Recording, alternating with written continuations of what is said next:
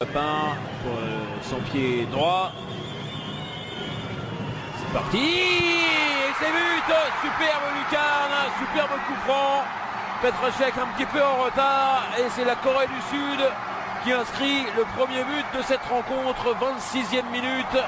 1-0 en faveur des Sud-Coréens. Le but de Yoon.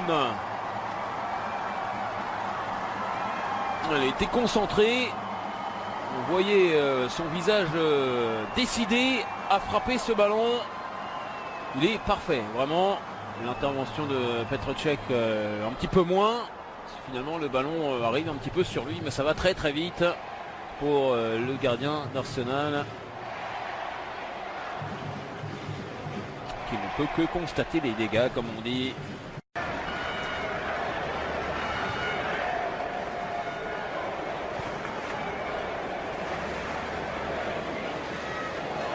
Attention à ce ballon perdu par Rosicky. Il y a un contre à jouer avec Souk qui va marquer le deuxième but.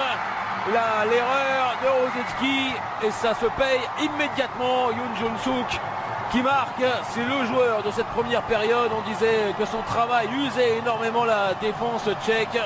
Là, ce n'est pas son travail parce qu'il y a eu une erreur de la part de Tomáš Rosicky.